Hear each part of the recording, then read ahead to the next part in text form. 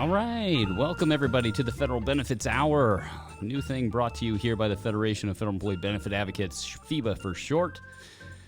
We're here with Brian Benham, nearly 30 years helping federal employees retire. We're going to shed some wisdom on some of the top topics of this COVID-19 era. Brian, thanks for joining us. Glad to be here, and I love that music. Yeah. What an intro. What an intro. Doing something a little different. You know, we've been doing webinars and presentations across the country for years, and we just thought we'd mix it up a tiny bit. And, you know, people are looking for constant content. They're looking for interaction. They're looking for information constantly. And we thought, what better than a podcast or a show like this where we can touch base with you, one of the foremost experts in this space, about some of the topics of the day, of the era. And, we can't thank you enough for shedding some wisdom today. No, I appreciate it. I'm glad you invited me on. And, you know, just because we're quarantined doesn't mean that that folks, federal employees, don't need this information that we're going to share today. And, you know, I've just been thinking, especially over the last few weeks, because it's been so long since I've been out on the road at an agency throughout, you know, somewhere in the country talking about federal benefits. It's I'm just kind of wondering, how are people getting their information now? How are federal employees, receiving information regarding the retirement plan? And the bottom line is that there's just not that many sources right now. No. So I'm thrilled that, Alex, you started this program. It's fantastic. Well, you know, it's just a lot of people working remotely, you know? Yeah. They can't get to their HR departments or the OPM office. You know how hard it is, too. These federal employees are calling over to OPM to get their benefits information for their pension. They're calling over to get their FEGLI information. They're calling a different source to get their TSP information, and piecing it together is cumbersome. And obviously, we usually do that through the workshops and everything, but this should be great. So we're just going to have a conversation just about benefits and what you've seen out there, what you've been able to help federal employees overcome as far as questions or concerns. Some folks looking at early retirement. There's a lot of questions that come along with those types of things. So, we just wanted to pick your brain a little bit on what you're seeing out there. And gosh, you know, we're getting a bunch of questions about TSP. Right. We're getting a ton of questions about FEGLI and their life insurance needs, because obviously this is a pandemic, right? You know, people are concerned, what happens if I get the virus? Is my life insurance all set up the way I need it to be? Or gosh, maybe I live through this, but what could be around the corner 5 years from now? Maybe something more serious than even this. And, getting their ducks in a row. And then finally, survivorship stuff. You know, if I were to pass away, you know, is my spouse taken care of, you know? Right.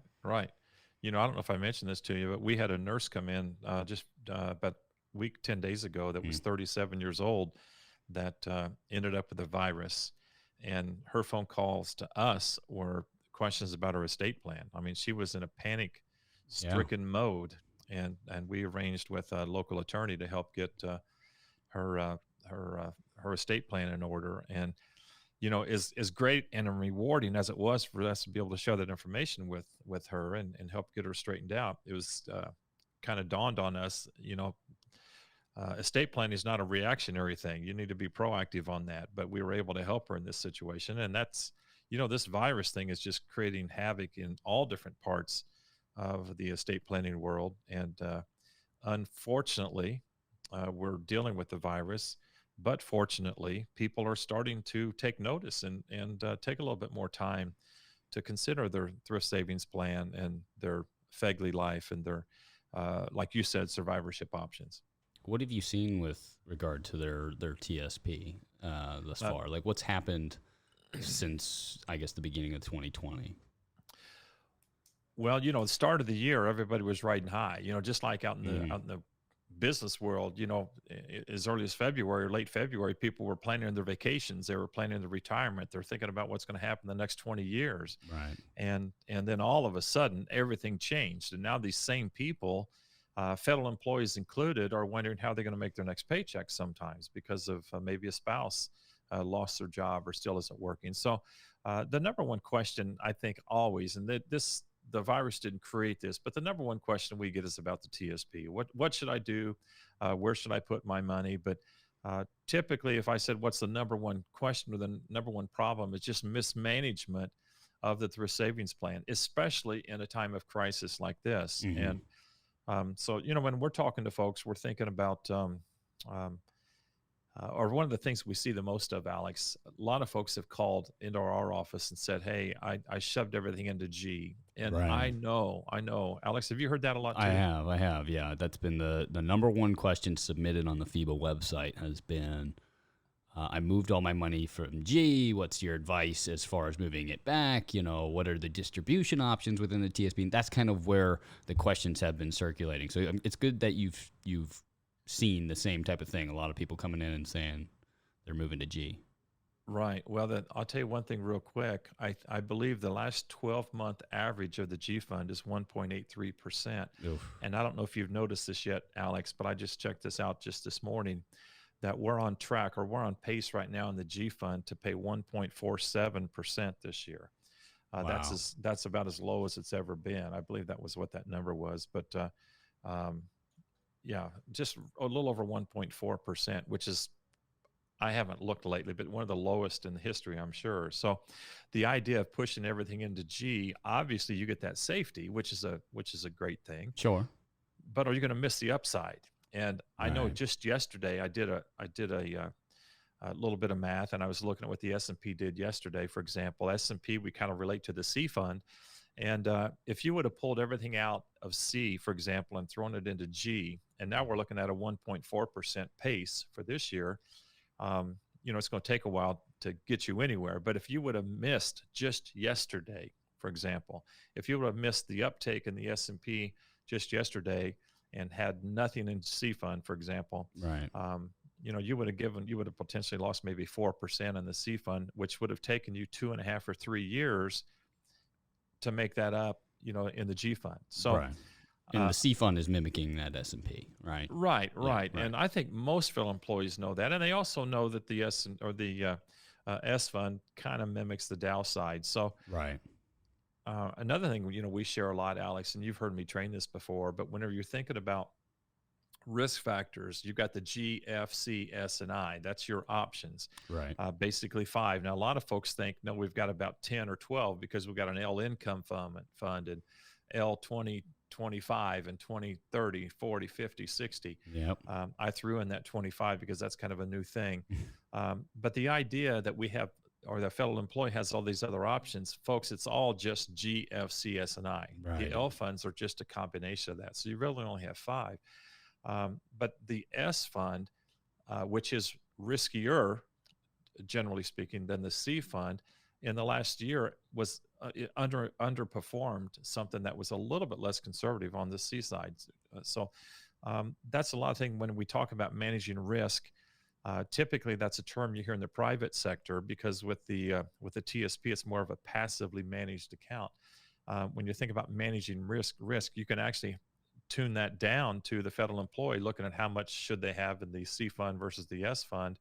And a lot of employees say, well, the TSP does that for me. They use the L fund strategies, and Right. that might be accurate to a point. But we like to sit down with people and try to identify what their real needs are, and recognizing what their needs are, what their risk level should be, and maybe fine tune something. But right now, if you said, Brian, if you're going to talk to a federal employee today about the TSP and should he pull out a G, if it was me, I might leave something in G, but I like the idea of taking advantage of those other options, the C fund, the S fund, I fund. I don't know. I don't want to give advice on that, but if you would pull out, and Alex, here's something that you heard me talk about this the other day in another conversation we had, but if you got so nervous and every single time we had a market issue and you pulled and you went into G, You're right. in 2014, we had an Ebola scare.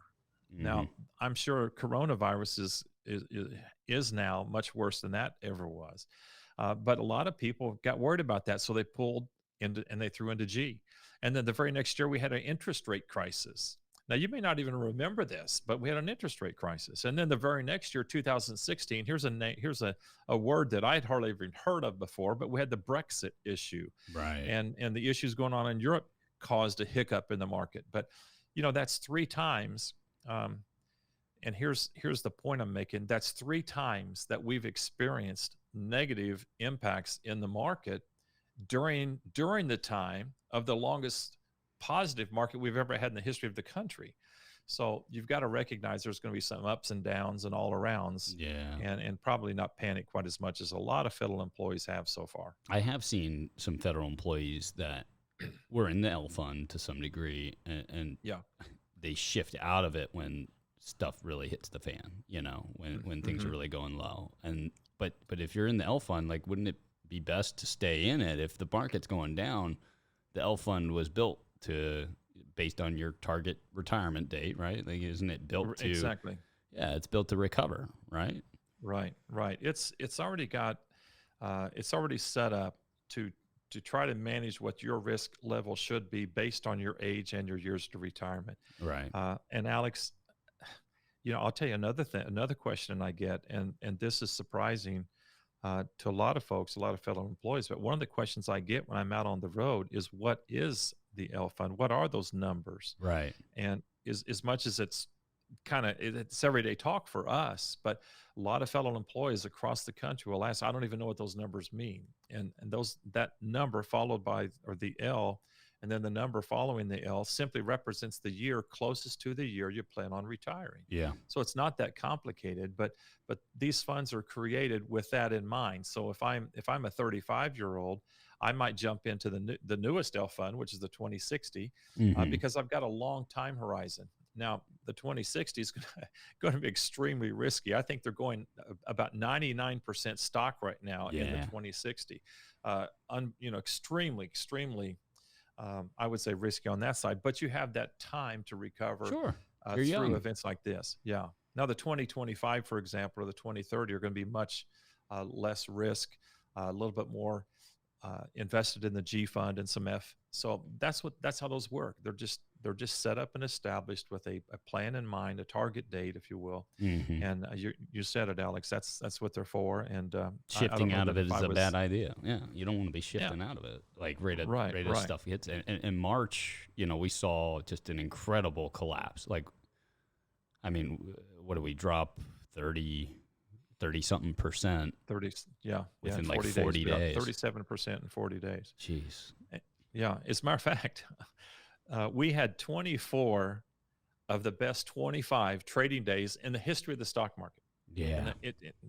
And within 1 month of that, we had an historical loss in the 124-year time of the stock market. So just Wow. unbelievable ups and downs. Yep. And it never, I don't think, even since the 1929, had it hit and impacted so greatly as far as percent-wise is concerned.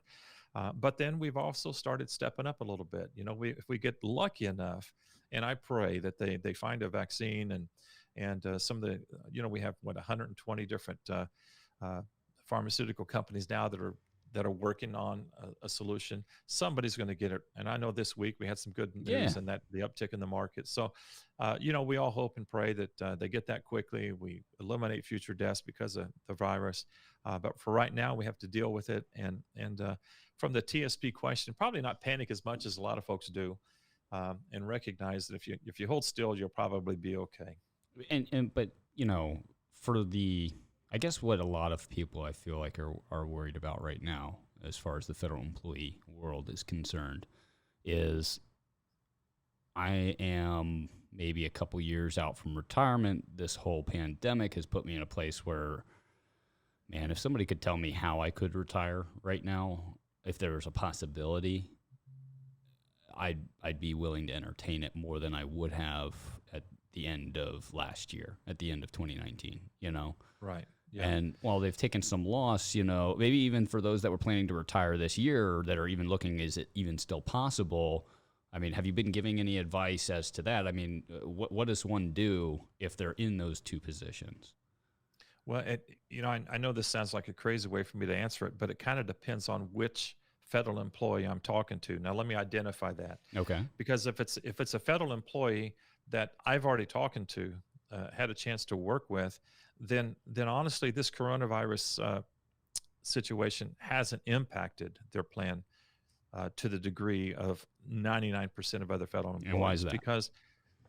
Because we actually take, the closer you get to your retirement, we're shifting the balance of the way you have your your TSP, and you know what? We're not just talking about TSP, because typically we're talking to a family, a couple, and there's other funds other than just the TSP, but we're planning on that retirement, because sometimes we talk about an accumulation phase, and then we talk about a distribution phase. And I think in the past we've even used some visuals where it's a mountain, and we're climbing the mountain. That's the accumulation phase, Right. and then once you get beyond the peak, you're in distribution phase. So whenever I say I have two different discussions here, the one is the folks that we've already talked to.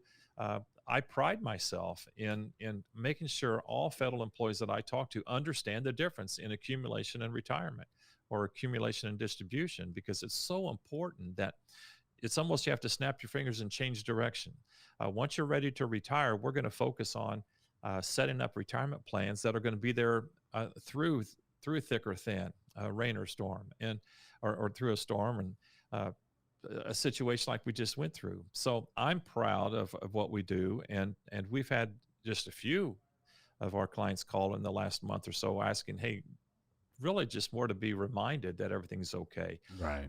Because when you shift to, there are some things in the private sector, for example, that last year, depending on the date and when their anniversary dates are on some of the plans that we prepared for them, but I had people that had anywhere from 7 on the low side to as high as 18%, which it was locked in, because there are some safe money things out there. Now, I don't want to make this a commercial for what we do here in Right. Of course not. Yeah. Indiana, but the point there is, when you're preparing for retirement, you need to have a change of strategy In because philosophy. in the private sector, there's some fantastic things that you don't expose yourselves to any loss during a time like this.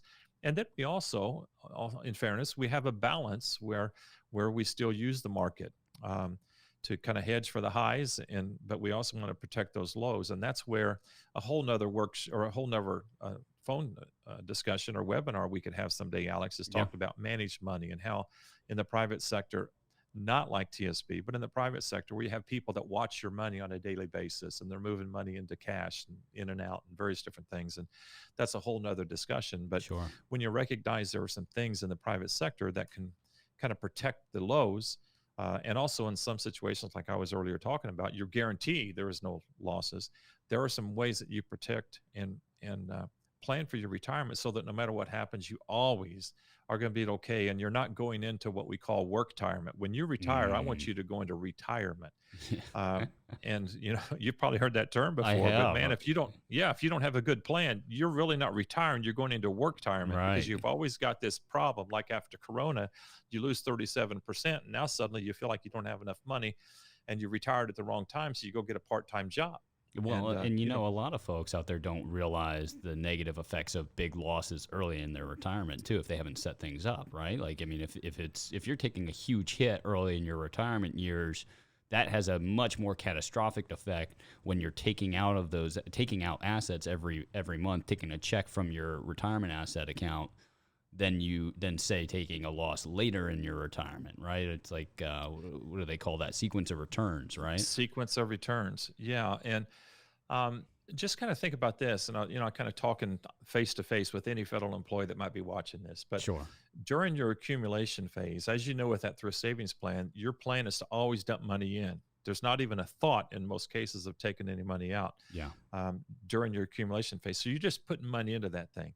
Now, if the market goes up, great. If it goes down, it's unfortunate, but you're not taking any money out of it. So if the market goes down 4%, that's your base. It just went down 4%. But when we talk about sequence of returns, now let's flip the switch and let's put you into retirement. Now let's look at that same situation where the market went down 4%, and you're thinking, well, yeah, before when I was working, it went down 4%. It wasn't a problem. But in retirement, let's say you're drawing $1,000 a month out of your thrift savings plan. Now you've applied a load. In other words, now you've applied a load, which is an amount of money that you are taking out on a monthly basis. Now you amplified the loss, if you will, because your TSP lost 4%, and my goodness, that's way too conservative of an example. We just talked about a 37% loss, in February to March. Yeah. So if we were talking about 37% loss, and I just retired as a federal employee, and I'm taking out $1,000 a month, look how devastating that could be. Well, that $1,000 has secured that 37% loss on that $1,000, right? Like that's Right. basically what's Right. Yeah. So, and when you talk about, on the other hand, when you look at a sequence of returns, I could take the exact same situation, and I could take employee A over here that retired, had a 37% loss, and was taking out $1,000 a month. They might run out of money in 12 or 13 years. But I could Mhm. take employee B, who went into retirement, took $1,000 a month out, and didn't have that type of a loss until maybe 13 years from now, and then Right. had a devastating 37% loss. There's hardly any impact in that situation. Yeah, they lost 37%, but that employee B still, because of the sequence of returns, or because of when he took that loss, he or she took that loss, it makes all the difference in the world. Now, let me just, man, you got me on a roll right now, Alex. Let me tell you, here's the problem. Uh, Too many federal employees go into retirement without a roadmap. Right. They just kind of willy-nilly go out into retirement without really seeing where they're headed. Mhm. And sometimes they're going out because their advisor down the street says, "Oh, you've got plenty. Let me have that TSP, and I'm going to go over here and put this in an account. We're going to do so good that Mm-mm. we'll weather any storm." And man, that's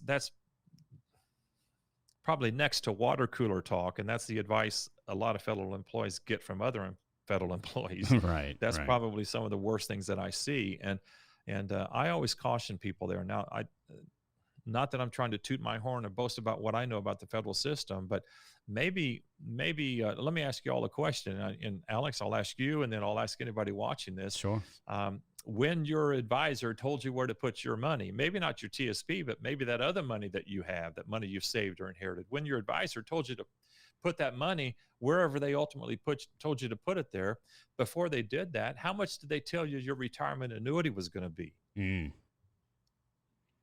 What do you think most people say to me, Alex, whenever I ask them that question? Oh, he didn't say anything about that. What do you mean? Exactly. Or he doesn't know. Yeah. Yeah. And then what tax bracket did he tell you were going to be in the future? And I get the same Ah. puzzled look. See what Yeah. I'm saying, Alex? Yeah. See where I'm going, Alex? I mean, that's And the so more when you, common one, like at least that I see is like, my CPA is not even talking to my financial guy. right, right. Well, we run a tax office, and you wouldn't believe. Now, I'm almost embarrassed to say this, but you wouldn't believe the number of federal employees that are not even our clients, that work with other financial advisors around the south side of Indianapolis here, that say, "I don't know that. Go ask Benham," or Mm. "I don't know that tax question. Go ask Benham."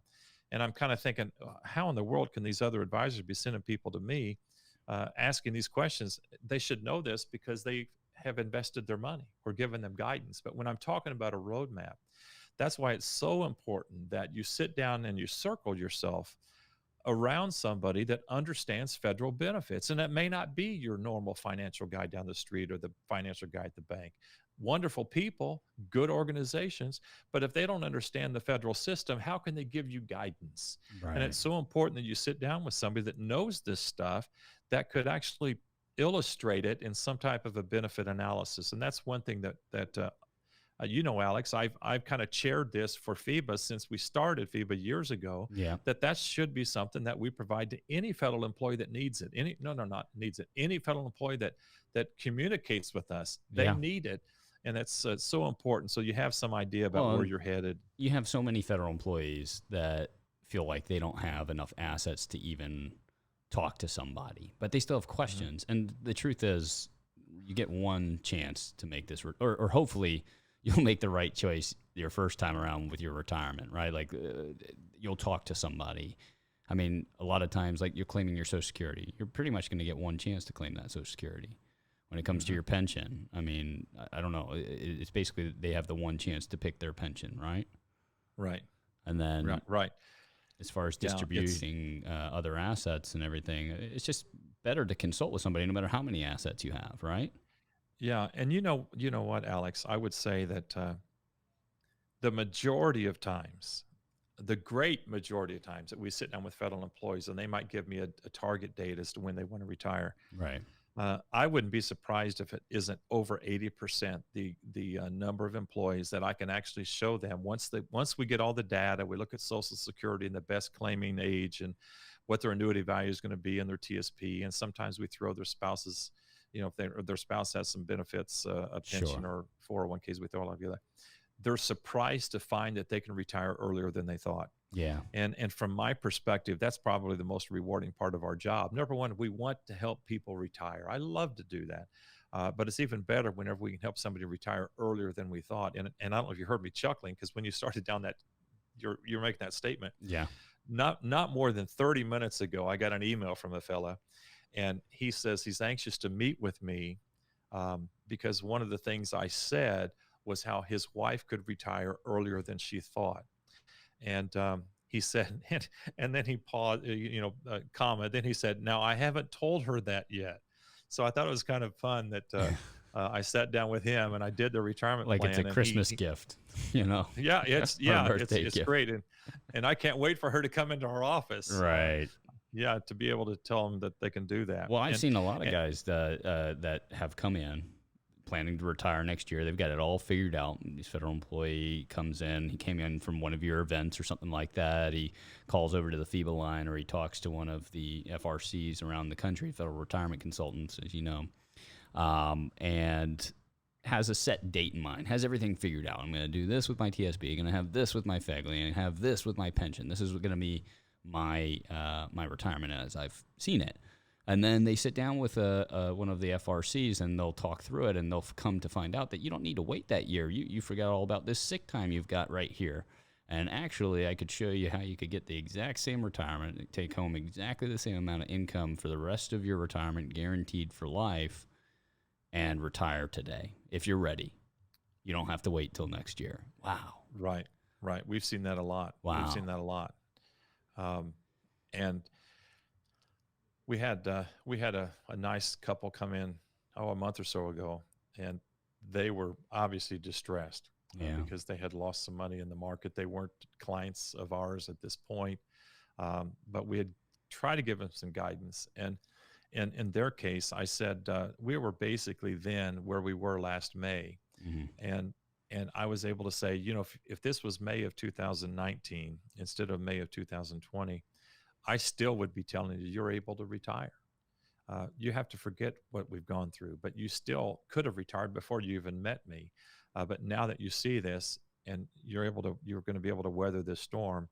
Obviously, they're doing some things different because now we're helping them. But people a lot of times are able to do some or get to retirement quicker than they thought. And the thing is, they just focus on the annuity only. Oftentimes they don't focus on the value of the Social Security and what they might be able to do.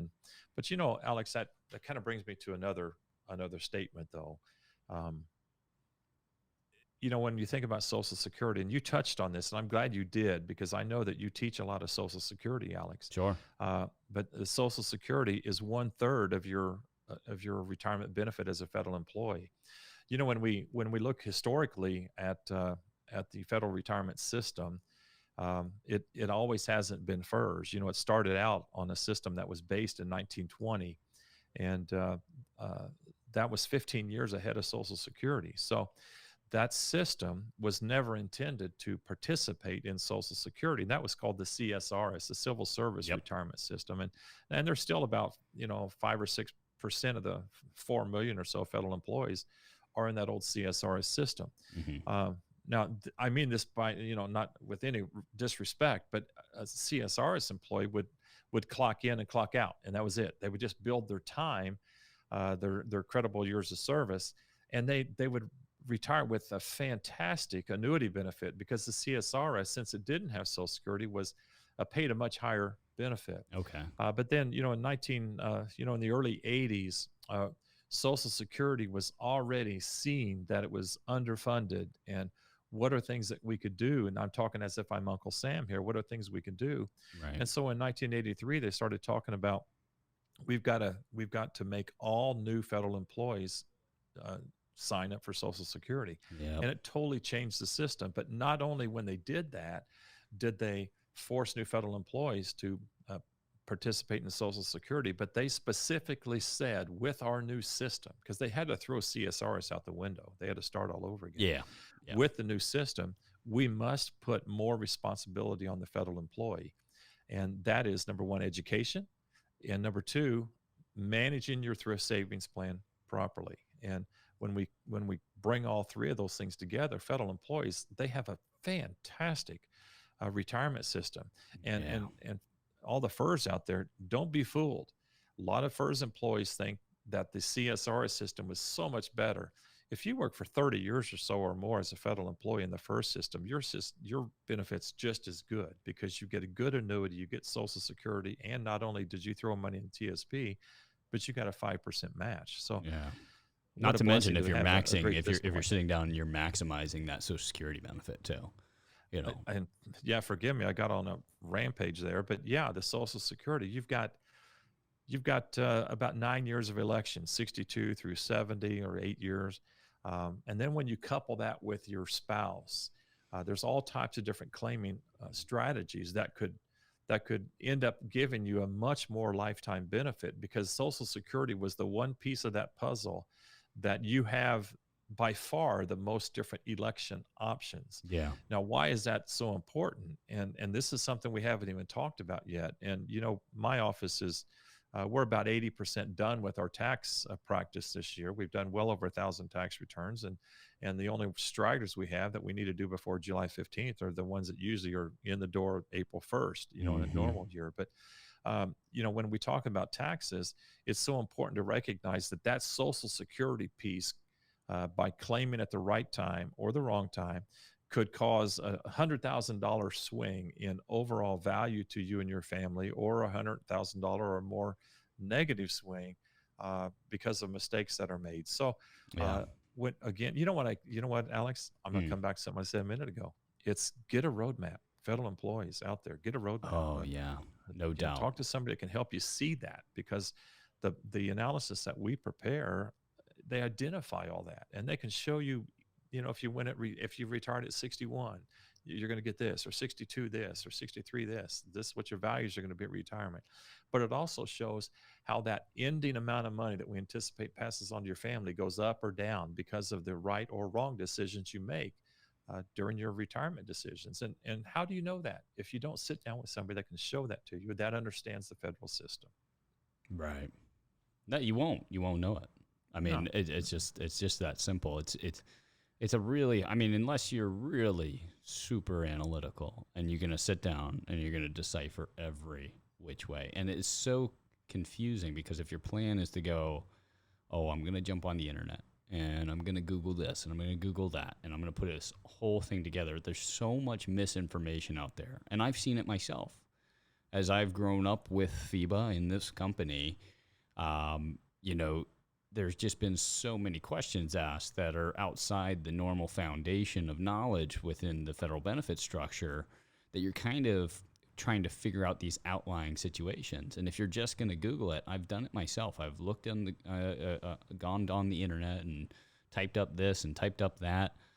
And I've found so much wrong information out there. And it's been coming to you and the federal council that we have here at FEBA, which is just chock full of former federal employees that are already retired and have kind of gone through the trials and tribulations of retirement themselves, and are speaking from experience.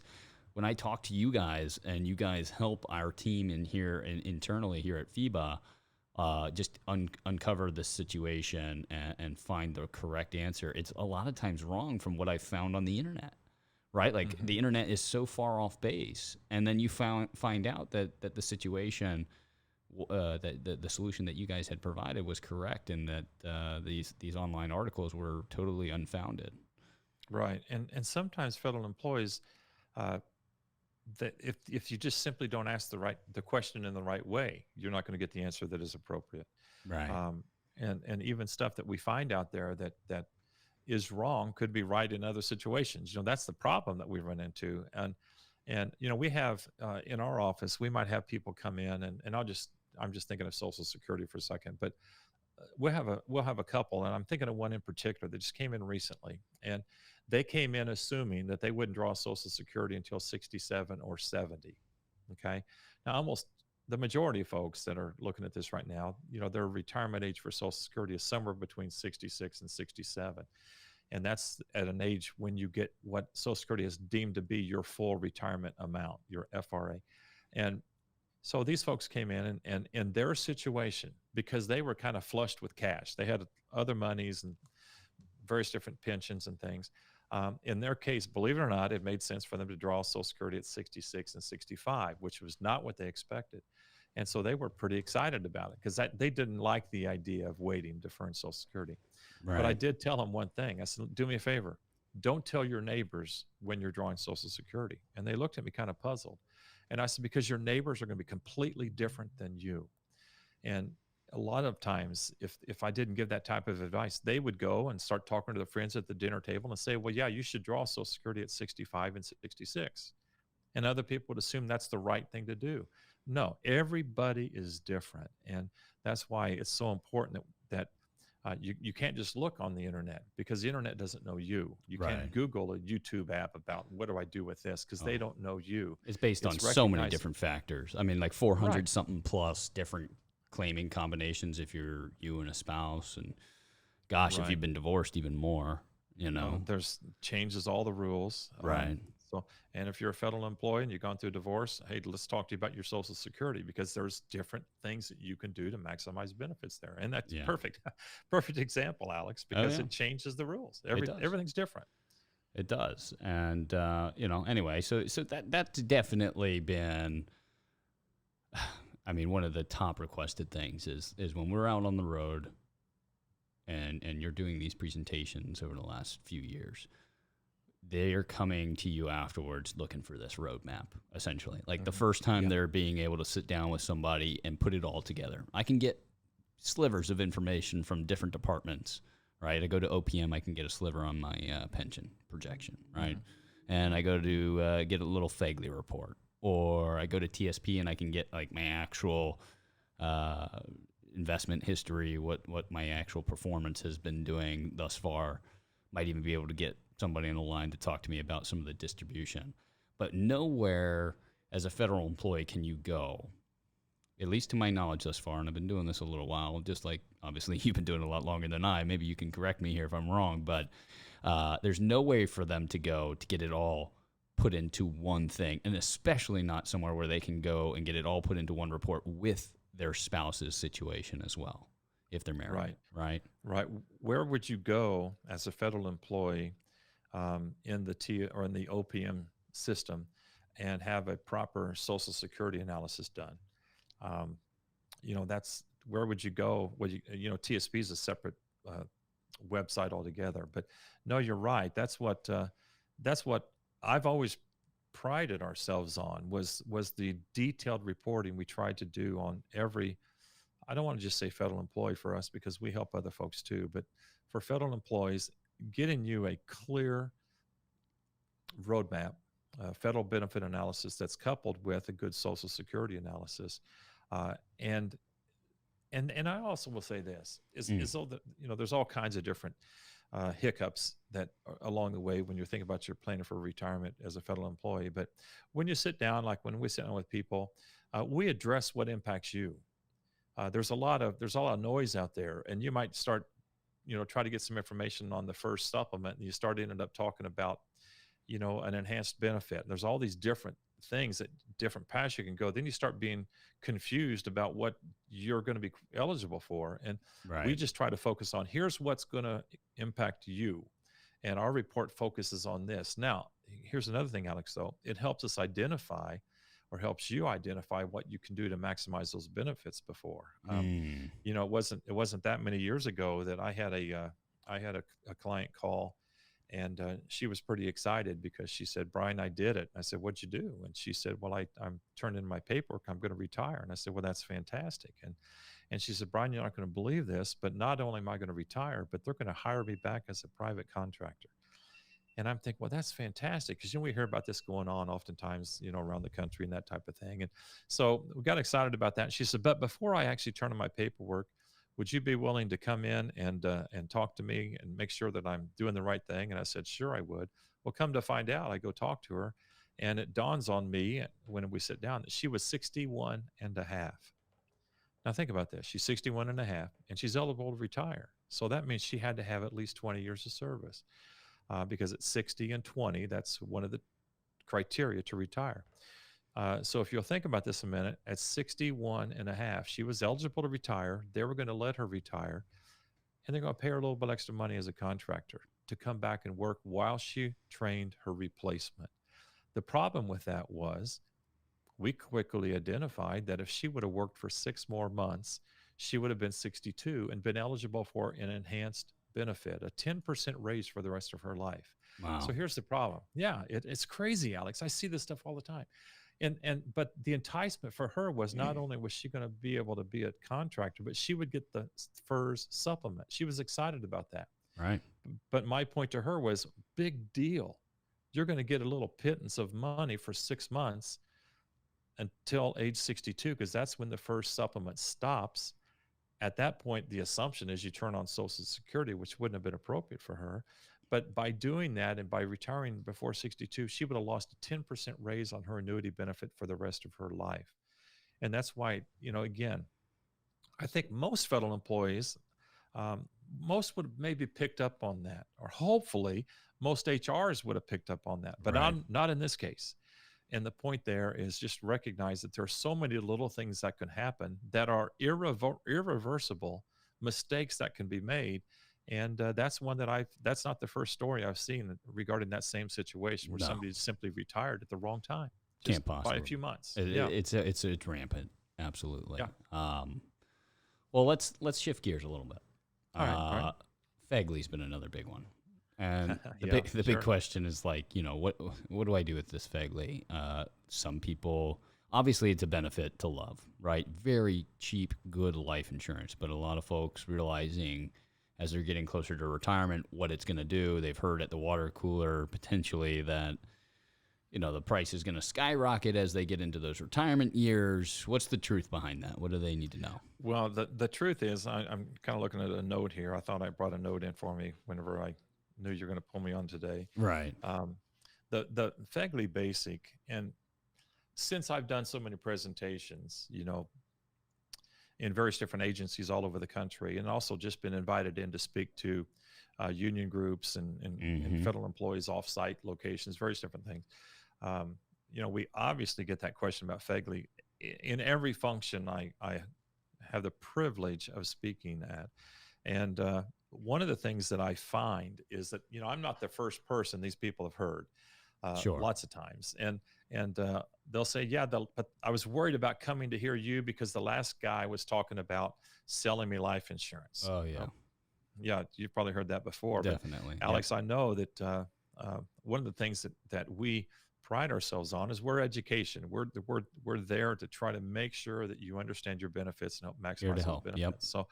So that's not an issue. But a lot of folks will come in and encourage fellow employees to cancel all your FEGLI and use that savings to go buy private sector insurance. And I always say, don't ever let anybody talk you into canceling your basic FEGLI life insurance. No way. The basic life insurance is cheap. Maybe at a young age, maybe you could buy a private sector policy for about the same price. But as soon as you start getting a little bit older, the FEGLI premium stays the same, 32.5 cents per month per thousand, all the way until you hit 65 or when you retire. And so that's a good deal. If you're 60 years old and you try to buy life insurance in the private sector, you're going to pay more than 32.5 cents per month per thousand. Yeah. But here's the beauty of that, Alex, and I know you know this, but the beauty of that keeping basic is when you do finally retire, and if you're fed up and you don't want to pay premium anymore, then you can tell OPM that when you hit 65, you would like to take a 75% reduction in your life insurance. That leaves you 25% of your retirement amount value, and you never pay another penny. So how can that not be great life insurance? Oh, yeah. While you're alive, it's a reasonable price. After death, you get some free life insurance. Never let somebody talk you into canceling your basic life insurance. Option A, Alex, it's an extra $10,000 worth of coverage, and that's not a big deal. That's not a lot of money. It goes up in price, but it's not going to be financially devastating to you on down the road. No.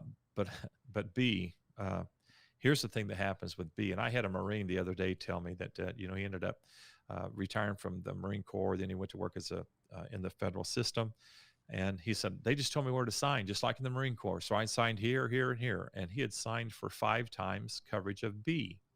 Now, at that time, I think he was paying something like 13 cents per paycheck per unit of option B, which still wasn't that much. But when you get to older years, I think at 70, it goes to like $1.14 or something like that. You get to 75 or 80, you're up to $2 per month per thousand for your life insurance. It goes up by 100 times or 200 times what you started Sure. at, some crazy number. Yeah. And so now at the age when you need it, you can't afford it. And I don't know that I've ever seen anybody have B till they're 80 years old. I don't know if I've ever seen that. And if when they all the do, thousands of people. if they do end up going to like 82, 85, I've seen cases where people end up having paid into this policy more than they're ever going to get paid out of it. It starts becoming like a negative investment over their career from the day they started working in the Fed government to when they pass away. Let's say they continue to pay into option B well into their 80s. They've paid in more now to this policy than they're going to get back from it, which takes this great benefit and makes it a waste of money, essentially. Yeah. And I would say the majority of the time it is. Now there's an exception to every rule, and in fairness to FEGLI, and this is the way I like to teach, in fairness to FEGLI, it's a guaranteed issue policy. If you have option B times 3, 4, or 5 times your salary, whatever, and you end up with diabetes or have a stroke or have heart problems or something like that, then daggone it, find a way to roll your pennies and keep the policy, because you'll never get that kind of insurance again. But generally speaking, you could save the premiums that you would be paying for B, go across the street outside the fence of the government and get into the private sector, and you can buy a policy there for less than you're spending, or at the same at an earlier age possibly. Right. But those premiums will never go up. And again, I don't want to make this a commercial about what we're trying to sell, because that's not what we're trying to do here today. But just recognize that that there might be some things better than sticking with option B for a long period of time. This is about education, folks. At the end of the day, this is all education. We're just trying to help you all understand as much as possible what there is out there for, and what typically retirees in the Fed space that have done their planning well have done in the past. That's really what we start to communicate, these different ideas out there. What are the other options? What are we supposed to do with these benefits? That's what this show is all about, is just having that talk. And that's what our FRCs do, is just help people understand their options out there and what they can do. Hey, Alex, let me ask you something to do for us, if you would. Yeah. You know the FRC is near and dear to my heart because we spend a little time on that program. But why don't you explain that? Because I don't think we've actually explained the FRC. Yeah, no, the FRC, relatively new. Obviously, FEBA's been around, and for those that are watching this or listening to this, know that are loyalists to the FEBA world and understand or have been to some of our events over the years, we've brought in some of the most high quality financial advisors and lawyers and CPAs and all different walks of professions, of experts in their crafts, to come in and talk about the world surrounding their profession and how it relates to the Fed benefits. And we've had a training curriculum for years now that educates these professionals on their federal benefits that they're looking to teach on, right? So they're going to bring their expertise from their various industries, and now they're going to come and learn federal benefits to the extent where they become an expert. And eventually that evolved into the foremost educational platform for professionals of all walks of life to come and learn about federal benefits. It's called the Federal Retirement Consultant Designation. And that designation is actually listed on FINRA, which is a governing body of various different designations. It's a professional designation. And every representative that works at FEBA or works with FEBA is under that FRC umbrella. They have to go through that designation course. And Brian, you and our federal counsel were kind of over the years you groomed that designation in its essence and put it together. And it's I think a 500 module course, or almost just under 500 modules. Actually, I'm sorry, I think it's like 400 modules, I want to say, somewhere around there. And those modules cover every little intrinsicy of the federal benefits world, and they help all these people understand their benefits to the nth degree. I mean, that's it. And now you've got access by working with or talking with any of these federal retirement consultants across the country to talk with somebody that knows your benefits, but also is bringing a world of insight from the profession that they've worked in for years. So CPAs that have years of experience helping people with their taxes or business ventures or what have you, just setting themselves up for retirement from a tax efficient manner. We've got CPAs that now are federal benefit experts. And as a federal employee, you've got to realize that there are very few resources out there to get this great federal benefits information out there. And you've got to realize that there are people out there that are extraordinary financial planners or extraordinary retirement experts or extraordinary CPAs that didn't know federal benefits, but were willing to help federal employees. In fact, some federal employees might be working with these folks, but they don't have no clue about their benefits. And Brian, you've run into those folks before. But that's what we've done, is just we've allowed these industry professionals, these industry experts, to come in, learn federal benefits, get this high quality education, and then pass on their learnings, combine it with their years of experience, and pass that education on to these federal employees. That's been our goal. Right. And so when we talk, and the reason why I wanted you to explain that, Alex, is Sure. when we're talking to folks via this opportunity we have today through a webinar, teleconference, whatever, it's hard for me to do a benefit analysis for everybody. But recognize that's not what I'm suggesting. I'm suggesting that somebody that has the FRC designation is somebody that's been thoroughly trained, just like I have, and is in a position that can help federal employees. So I know we have folks that'll be on this particular broadcast that'll be, Washington State all the way down to Florida and everywhere in between. And so we've got people that can help you that have the same spirit that I have, that we want to help give you guidance, give you direction, give you a roadmap, so that when you're ready, you base your retirement on the absolute best information possible, absolute best information at hand, so that you don't make those mistakes that I've seen many, many times over the years. Oh yeah, absolutely necessary. I mean, yeah, we saw a huge need for it. That's why we came and did it. And we realized there was a ton of misinformation from people that were traveling the country giving advice to federal employees. I mean, you had seen it over your career, going and talking with federal employees in the Indianapolis area about their interactions with various people that came on site and gave presentations and caused wreaked havoc on retirement plans. Right. So. We've seen it all. Absolutely.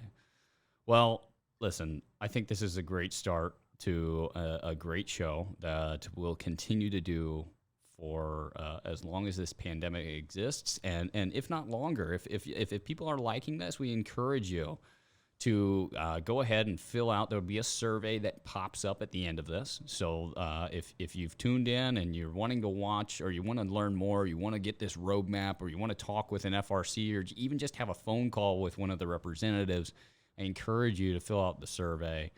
Get your questions answered so you don't make the mistakes. So you'll likely get one chance to make this retirement work for you. And we all don't want to end up in that work retirement world that Brian was talking about. But there are answers out there, and it starts by you filling out that survey, or calling into FEBA, or tuning in each and every week and learning for yourself, because this is free education for you folks, and from some of the best and brightest minds in retirement planning out there. So thank you, Brian. Thanks for joining us today. Thanks for sharing some wisdom. I thoroughly enjoyed this. I appreciate you having me on. Yeah. All right. Well, without further ado, we'll see you guys next time here on the Federal Retirement or the Federal Benefits Show. Thanks for joining us.